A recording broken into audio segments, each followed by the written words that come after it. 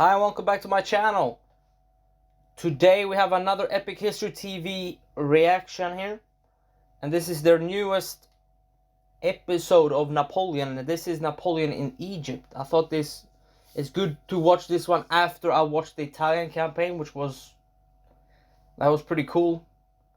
So this is Battle of the Pyramids. And I know this battle was sort of portrayed in the Napoleon movie. Which the Napoleon movie, by all accounts that I've heard, was pretty... It was pretty... I wouldn't say bad, but it's just underwhelming, I would say, right? I've heard it was more of like romantic side and more of Napoleon being like doing the battles, but still wanting to be with Josephine, right? It was more like Napoleon / Josephine movie, right? And the battles was secondhand. I mean, you can still do that as a movie, but then it's not a biography of Napoleon, right? But this battle was portrayed, I think, that the Battle of Pyramids was closer than it actually was. I believe you can see the pyramids at the horizon, not like that close so you can bombard the pyramids with one cannon or something like that, like they're portraying in the movie. But alright, original videos down below. Let's see. To destroy England thoroughly, the time is coming when we must seize Egypt. Now, why would he say that though? Because let's think about this. Why Egypt? Because of the Suez Canal, right? And I mean, if Napoleon or the French blockade the Suez Canal, or at least Egypt, that would make the British go from India down to South Africa and then to the Mediterranean or France with their ships, right? Yeah, that would have been a big victory, right? May 1798. A massive French invasion force sails across the Mediterranean. And May 1798 is 1 year, almost 1 year after he had won the Italian campaign. Right? 55,000 men aboard more than 300 ships, escorted by 13 ships of the line. Wow. Aboard the most powerful of these, the 120-gun L'Orient, sails General Napoleon Bonaparte. Yep. France's celebrated hero of the war in Italy has received new orders from his government. He is to lead an expeditionary force east to Egypt. I mean, Napoleon sort of kicked down to Egypt, right? Instead of being in France, you know, because the government, the directorate, they're a little bit weak and corrupt, and people see that. And if Napoleon is there, oof, he's probably going to overthrow the government. Spoiler. So send him to Egypt. Of the Ottoman Empire. And to all educated Europeans, an ancient land of mystery and wonder. Exactly. After 6 years of war in Europe, the French Republic faces one last remaining enemy: Great Britain.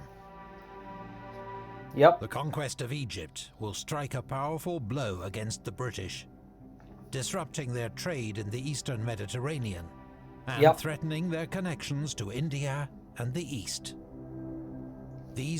Right, the Suez Canal I don't think is built yet, but it's still, if they cut off Egypt, they have to go, the Brits, they have to go around Africa, right?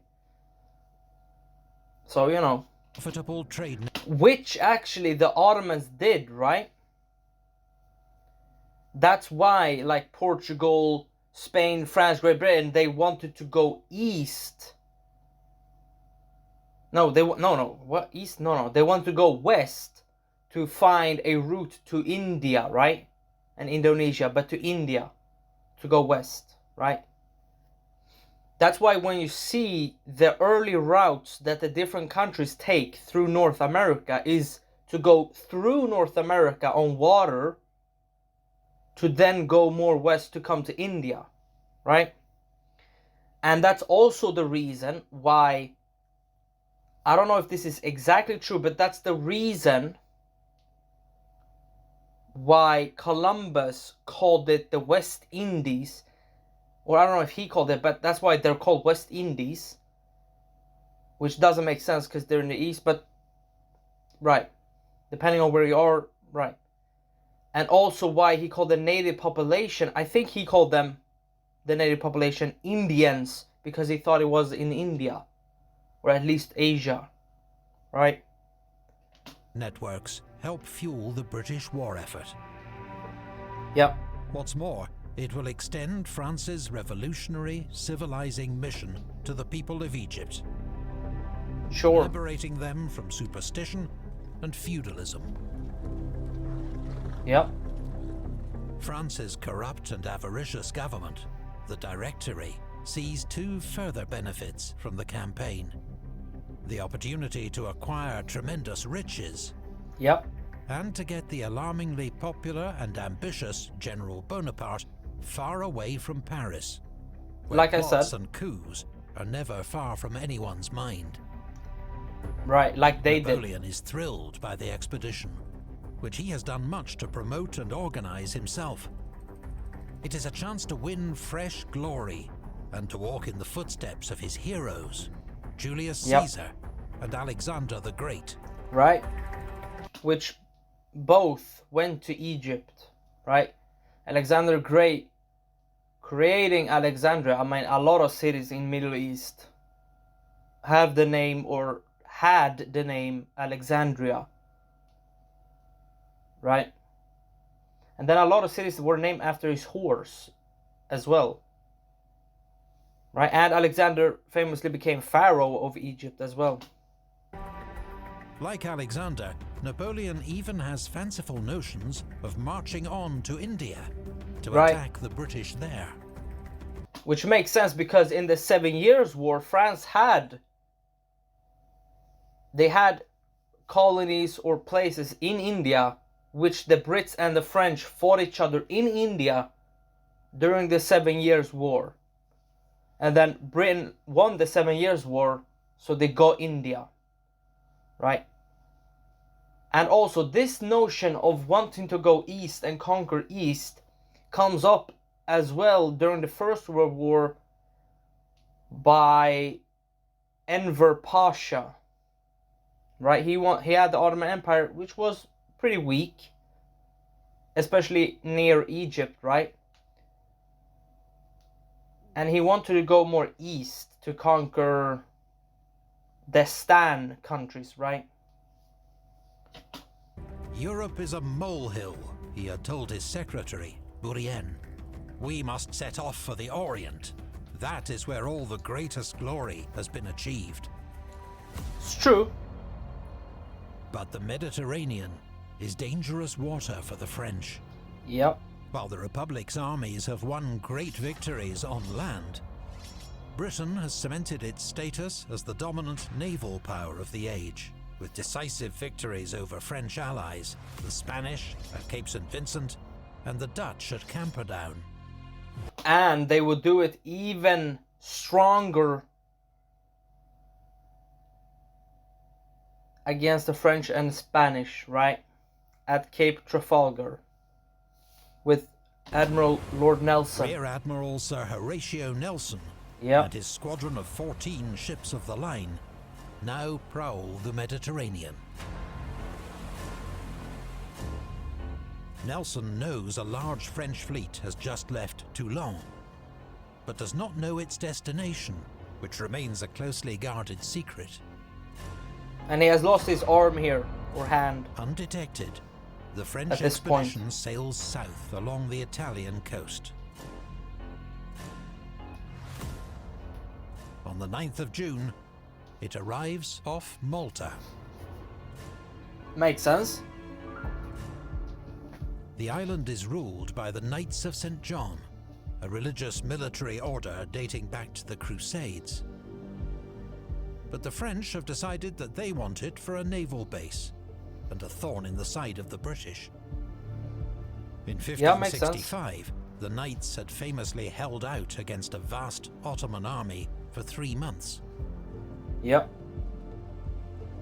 Might need to do a reaction to that. Despised by the locals, divided amongst themselves, the Knights surrender to Napoleon in just 2 days. Yeah, I mean, they don't have a unified enemy, although they could have sort of riled up the population saying, these who are invading us are not Christians. They're not religious at all, right? They're atheists. Or they have started their own secular religion or cult or whatever, right? They can argue that, right? Because the French Revolution symbolizes that. During his 6 days in Malta, Napoleon overhauls its archaic government, establishes schools, abolishes slavery, and requisitions money and supplies. I mean, basically what he does on Elba, right? Which again, this shows that Napoleon is not only a great military commander, he's also a great administrator, right? Then he sails for Egypt, leaving General Vaubois and a 5,000-strong garrison to hold the island. But where is the Royal Navy? Uh-oh. Back in May, Nelson's squadron had been dispersed by gales. He has now regrouped, correctly guessed Napoleon's destination, and is racing to intercept. If he can catch the French, British seamanship and gunnery all but guarantee the destruction of Napoleon's fleet. Right. Then... And look at that, they go through... Wow. They go through Sicily and the Italian boot. But look at this, this is sort of like Napoleon but on water, right? A lucky break for the French. Uh-oh. On the night of the 22nd, Nelson's squadron passes within a few miles of the French fleet. But thanks to heavy fog and darkness, neither side is even aware of the other's presence. The British squadron sails on to Alexandria. Wow. Where they find no sign of the French. An exasperated Nelson waits 24 hours before heading north to continue his search. If only he waited another 24 hours. Wow. And imagine if the mist and storm wasn't there. Napoleon could have just sunk with the boat, right? Wow. Just hours later, the first of Napoleon's ships arrive off Alexandria. Wow. Soldiers, you're about to undertake a conquest whose effect on civilization and trade are incalculable. We will make exhausting marches. Yes, we will fight several battles. We will succeed. Wow. Napoleon, aware that British warships are in the area, wants to disembark as quickly as possible. Makes sense. 5,000 French infantry go ashore at night, storm Alexandria the next morning, and quickly overpower its garrison. The rest of the French army lands safely. That's smart. Napoleon has brought 38,000 troops to Egypt, mostly veterans of the Army of Italy. The 5 infantry divisions are commanded by Generals Bon, Desaix, Kleber, Menou, and Renier. I know Kleber. That's the only one I recognize. I don't recognize any of them. Except Kleber, I think. The single maybe cavalry Bon. division is led by the towering figure of Thomas Alexandre Dumas. Yep. He is France's first black general, born in what's now Haiti, to a French aristocrat and enslaved African woman. Yep. He has already won fame for his actions in Italy, where the Austrians had nicknamed him the Black Devil. There are more familiar faces from Italy. And I mean, Dumas, his son, I believe, is the one who writes The Three Musketeers. Napoleon's chief of staff, the indefatigable General Berthier. Yeah. and brigade commanders Generals Murat, Lannes, and Marmont. Okay. Yeah, I know them. Yep. The army is also accompanied by 167 scientists, scholars, artists, and assorted experts, even a Right. hot air balloonist. Wow. Collectively, they are known as the savants, and have come to study Egypt's historical and natural wonders. Makes But sense. they and Napoleon find Alexandria a bitter disappointment. And why is that? From an outside perspective, you would say, oh my, Egypt has all these famous and infamous places and statues and buildings and whatever. But the local population has lived with that for thousands of years. So to them, it's just a day-to-day, oh, I've seen this statue 100 times, so it's just there. Or I need to build a building here, so I tear down a 1,000-year-old building or whatever, right? Because I need the same marble, or maybe not marble, but stone, right? This is true everywhere, right? The local population is of course desensitized to what is around them because they have seen it hundreds or thousands of times, right? While people outside, they are more astonished and surprised, and yeah, it's like people in Paris that are from Paris that see the Eiffel Tower. I mean, yeah, it's cool, but you know, I've seen it, right? Or London Bridge, right? Or the Washington Monument, right? Like, yeah, they've seen it, and you know, it's just there.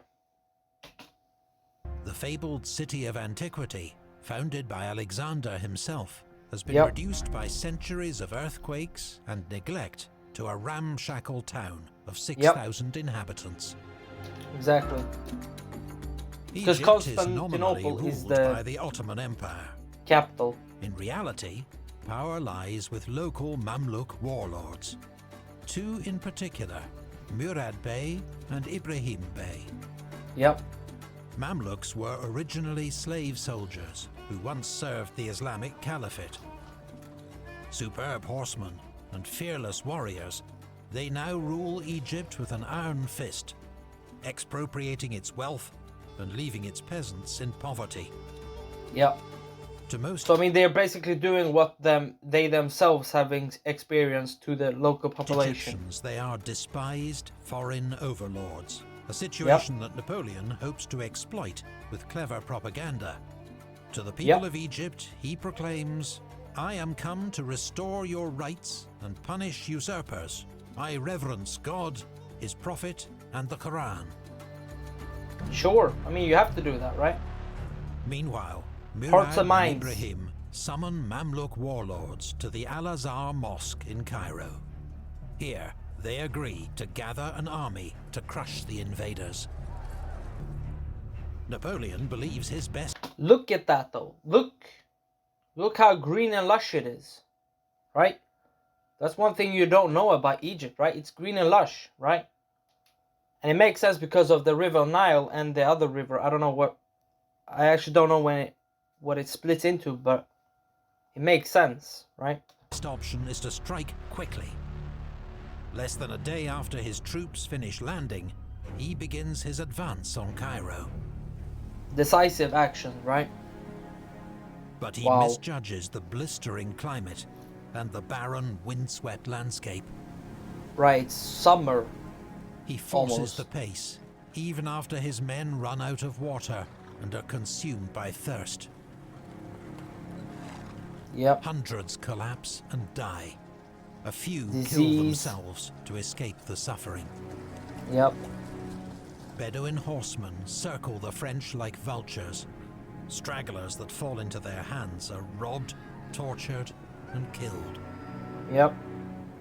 Even old comrades like Lannes and Murat are involved in heated conversations about Napoleon's decision-making.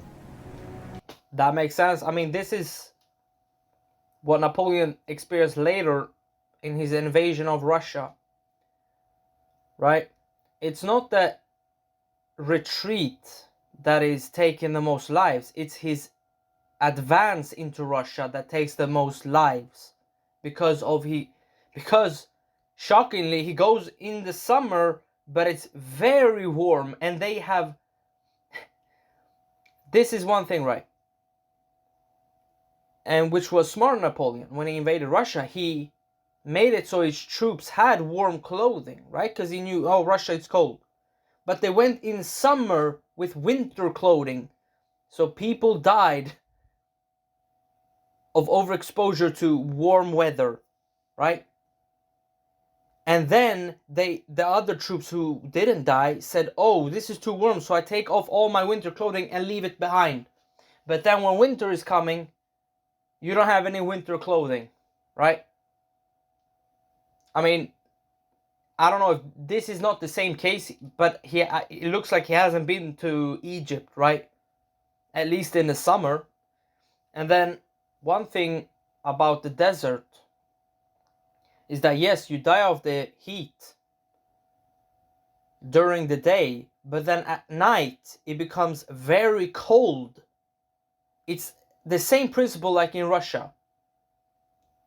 You dress up, let's say, in Egypt for being warm weather, yes, so you don't have that much clothing, right? But then at night it becomes very cold, and then you die of hypothermia, right? The army takes 4 days to cover the 45 miles to Damanhur. Wow. Where, mercifully, they're able to rest, drink, and trade for food. It's Wow. not a moment too soon. News arrives that a large force of Mamluks under Murad Bey is approaching from the southeast. Uh-oh. The French advance to meet them at Shubrahit, on the banks of the Nile. Wow. Imagine fighting there. As 4,000 Mamluk horsemen come into view, the French marvel at their brightly coloured outfits, embellished with gold and jewels, and their many ornate weapons, including pistols, swords, daggers, and lances. Makes sense. Murad boasts that he will sever Frenchmen's heads like slicing watermelons in a field. Wow.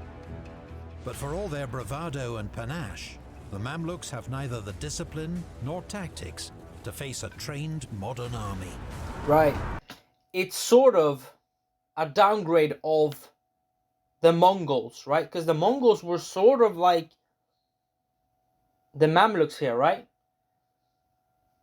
And for a time, the reason why the Mongols could invade and have that much land is because they were, of course, they were organized, but also they were just that many, right? And they were cavalry with archers. But then when they met with the Poles and Hungarians and Russians with knights, heavy armored, that became a little harder to defeat, right? That's why they were stopped from invading the entire European continent, right? Sort of same thing here, right? When 500 years Napoleon later, forms his troops into giant squares, the Mamluk cavalry can only circle impotently, right? unable to break through the walls of French bayonets. And they have muskets. Scores are shot from the saddle. Yeah. After 2 hours, the Mamluks call off their attack and retreat. They have suffered around 1,000 casualties. The French have scarcely lost a man. Wow. The victory is a much-needed... And it's casualties. I don't know if it's deaths, but if that's 20 casualties to 1,000, usually it's in a casualty ratio. When you're talking about military casualties, usually 1/3 is dead, 1/3 has died of wounds or died in battle, 1/3 maybe die of disease, and then the 1/3 are injured but survived, ran away, captured, whatever, right? Wow. Morale boost for Napoleon's men after the hardships of the desert. Right, morale boost. However, this could also embolden them to make mistakes, because they say, oh, we defeated Murad, but are every army that you're going to face be the same?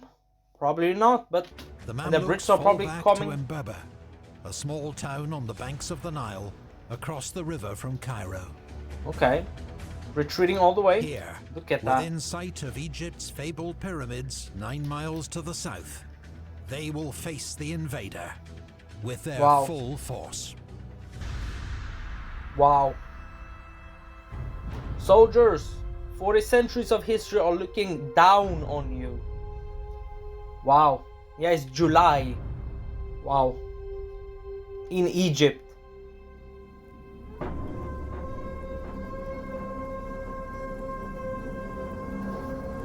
Wow. And I mean, one thing that Napoleon has is cannon, right? And I don't know if the Mamluks have cannon. They have more cavalry, they have infantry.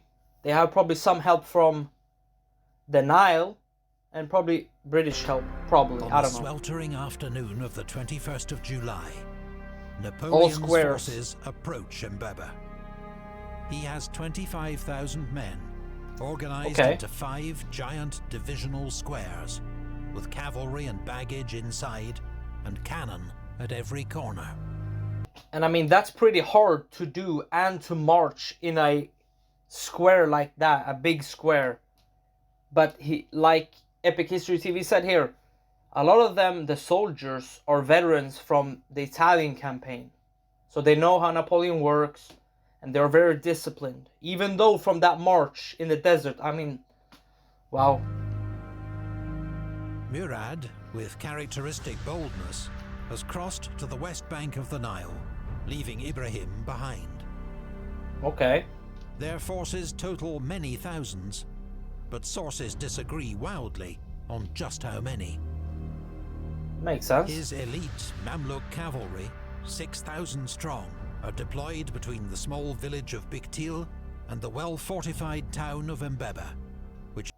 I mean, that's a good position. Maybe Biktil should be stronger, but it's a good position, right? Okay. I mean, it makes sense why they differ on sources of how much the Mamluks have in their armies. Or, not the Mamluks, but, yeah, right? Well, how many Murad had, right? Because, I mean, Napoleon is probably going to over-exaggerate. And then, I don't know what the other source is going to say how much Murad had, right? which is garrisoned by a mix of Ottoman infantry and peasant militia. Okay. Napoleon's plan is simple: to drive through the enemy centre and crush their right flank against the river. Napoleon-esque, yeah. At 3:30 p.m, Desaix and Renier's divisions begin their advance. Wow. But as they move across the broken ground, their Uh-oh. formation becomes disordered. Okay. Murad spots his chance and unleashes his cavalry. Uh-oh. The Mamluks thunder forward at lightning speed. Wow. Desaix and Renier react just in time and close ranks. Wow. The French hold their fire until the last moment, then Oh unleash a devastating volley. Wow. And canister shot. Oh Horses my. and riders are sent tumbling. The survivors have no way to get to grips with the enemy, who continue pouring deadly fire into their midst. Wow. And look at this image. I think that pyramids should be... Obviously, this image is sort of propaganda, right? Because I think the pyramid should be maybe a little further back, but, you know. The Mamluks Wow. wheel back to regroup, but more charges meet the same result. Yeah. Many Mamluks simply give up and flee Wow. the field. I mean, that makes sense. And the Mamluks, they do have pistols, right? But, I mean, you have one shot and then that's it. And you have to come pretty close to get that shot, right? And look, down here in the south, the French have got the town, right? Okay. Napoleon orders the divisions of Bon and Vial to move forward. Uh-oh. Once more, the Mamluk cavalry charge. Once more, the wave of horsemen shatters on French musketry and bayonets. Wow. With the enemy cavalry broken, Bon and Vival's men pour into Mbaba. Uh-oh. Look at that. It is a slaughter. Those who Yeah. are not killed flee into the Nile, where hundreds drown. Murad Bey escapes with the remnants of his cavalry to Giza, Yeah. from where he will withdraw to southern Egypt. Ibrahim Wow. Bey watches the calamity unfold across the river, then withdraws with his men back to Cairo. Makes sense. Fighting in Cairo. Okay. It is a crushing, one-sided victory that takes just 2 hours. Wow. The 2 Mamluks hours. suffer more than 5,000 casualties, Wow. with heavy losses among their elite cavalry and leadership. Yep. French losses are less than 300. Wow. 29 killed. Napoleon, with his usual Wow. flair for PR, decides this great victory will be known as the Battle of the Pyramids, Yeah. just in sight to the south. On the 24th of July, Napoleon enters Cairo. Wow. Parts of the city are abandoned and in ashes after being torched by the Mamluks in their frantic withdrawal. Napoleon observes it would be difficult to find a richer land and a more wretched, ignorant, and brutish people. Nonetheless, Cairo is the heart of Egypt, a city Yep. of 600,000 inhabitants, and Wow. is in French hands. Uh-oh. With the Mamluks scattered and on the run, Napoleon's dream of eastern conquest seems about to be realized. Is it? Just 8 days later, the dream is shattered. Uh-oh. Victory is not a name strong enough for such a scene. Wow. HMS Victory, right? At sea, Nelson and the British Mediterranean Squadron have not given up their hunt for the French fleet. Finally, on the afternoon of the 1st of August, Nelson finds the French sheltering in Abu Qir Bay. With 14 ships of the line against 13, he decides to attack that evening. Okay. The British win a complete and stunning victory. The giant French flagship L'Orient is destroyed in a massive explosion. Wow. By the time it's over, the British have destroyed or captured 11 French ships of the line and taken more than 3,000 prisoners. Wow. With Again, Napoleon wins a big victory on land, but the Brits win another big victory on the sea, right? Same as Austerlitz and Battle of Trafalgar, right? no fleet, Napoleon is stranded in Egypt. What's more, most of his army's cash has gone down with L'Orient. Uh-oh. But Napoleon does not despair. If anything, he is invigorated by the crisis. Yep. His options are now simple. He and his army must support themselves in this foreign land Look at that. or perish. While General Desaix is sent south in pursuit of Murad Bey, Napoleon sets about reforming the administration of Egypt. The old feudal system is abolished. A postal service and hospitals are set up, and a new tax system introduced. Uh-oh.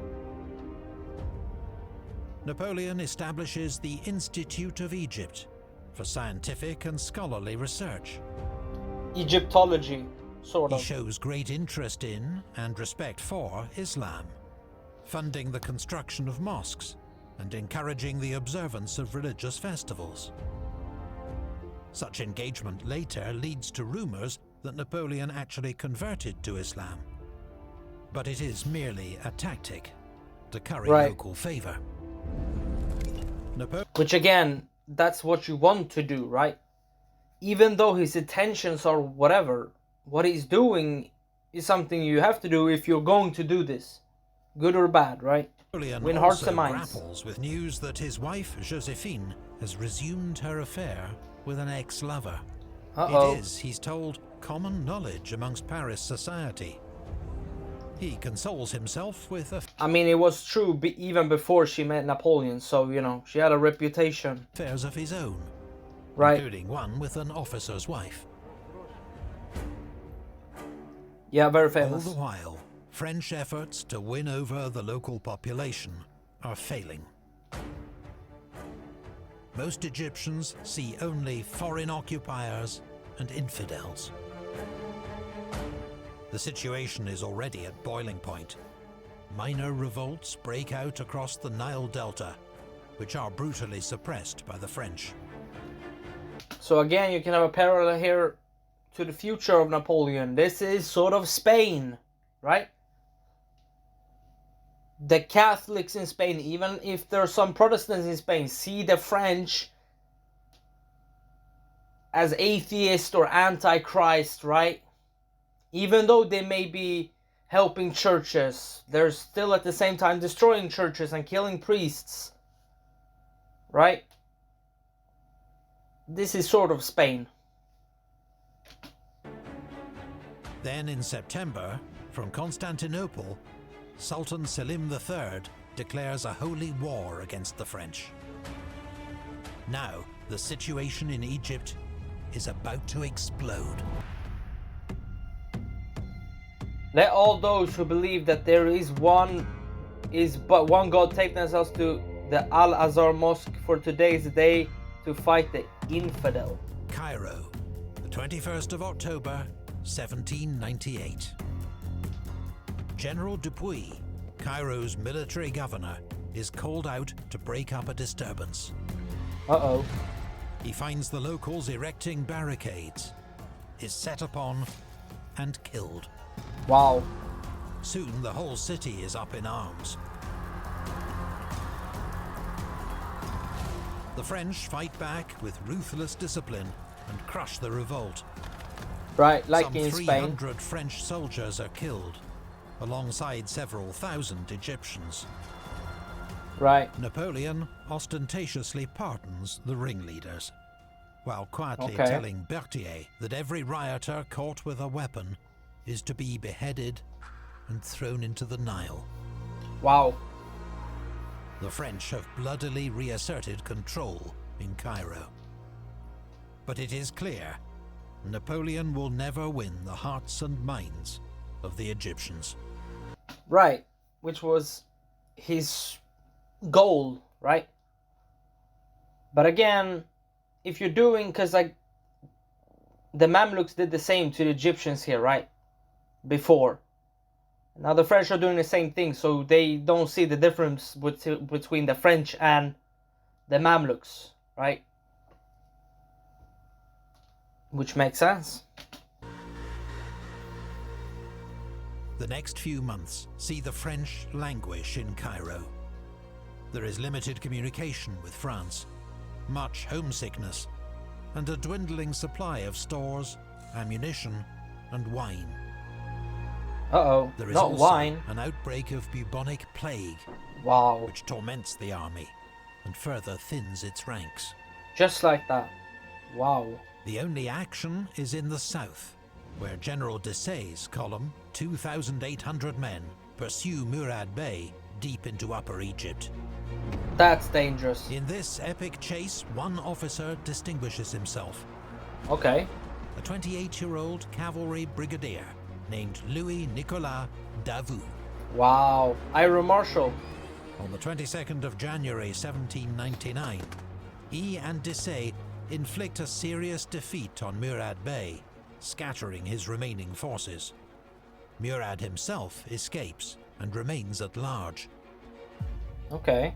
But such military victories do little to change the outlook for Napoleon's expedition. Yep. They remain 1,600 miles from France, with no prospect of reinforcements or getting home. Napoleon briefly puts his hopes on a diplomatic solution. France's foreign minister, the brilliant, urbane and slippery Charles Maurice de Talleyrand, had been an early supporter of the Egyptian expedition. Sure. He's assured Napoleon that he will personally travel to Constantinople to smooth relations with the Sultan and win Egypt for France. Okay. But Talleyrand never leaves Paris. Wow. The Sultan remains furious at France's attack on his Egyptian province. Makes sense. There is to be no negotiation and no compromise. Orders have gone out to every corner of the Ottoman Empire to raise troops to drive out the French invader. Uh-oh. Napoleon's position looks more desperate than it's ever been. His troops cut off, disease-ridden, in the midst of a hostile population. He will respond in the way that seems obvious to him, as it would to his hero Alexander. He will attack. Have to. Alright, that was amazing. I think they're going to maybe do another episode, maybe for Napoleon. It sounded like that, right? Pretty exciting. And I mean, there is a lot of, I don't know if symbolism, but you can compare Napoleon in Egypt to Napoleon in Spain and his war there, the Peninsula War, right? And his invasion of Egypt, sort of the same as the invasion of Russia, right? Alright, I'll see you in the next video. Bye!